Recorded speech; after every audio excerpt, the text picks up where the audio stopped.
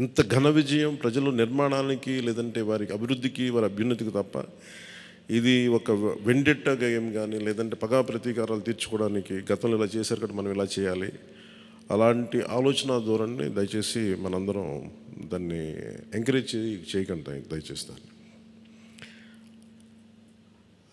అలాగే చాలా చాలా క్షేత్రస్థాయిలో ప్రతి ఒక్కరూ అందుబాటులో ఉన్నాం నాతో సహా.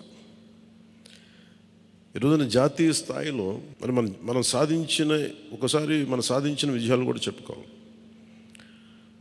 చాలామంది పొలిటికల్ పార్టీ ప్రారంభించారు, మూసేశారు భారతదేశం మొత్తం మీద.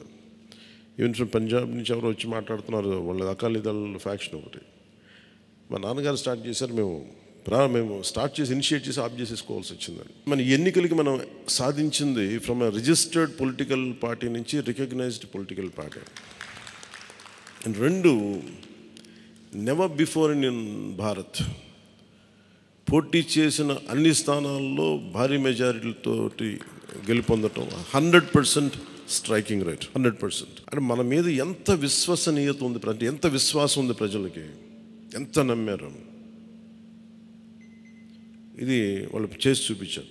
2019లో ఎలక్షన్లు అయిపోయిన వెంటనే మేము తప్పు చేసాం, మేము నీకు నిలబడతామని చెప్పి అది ఈ రోజున మనకి మద్దతుగా నిలిచిన ప్రజలందరికీ కూడా ఇంకొక మారు చాలా చాలా ప్రత్యేకమైన ధన్యవాదాలు.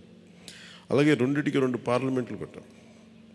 అంటే దాదాపు మీరు చూస్తే 2 పార్లమెంట్లు మనం ఇవి తీసుకుని దాదాపు ఒక 45 స్థానాల్లో మన ప్రభావితం ఉన్నట్టు మనం ఖచ్చితంగా డైరెక్ట్గా.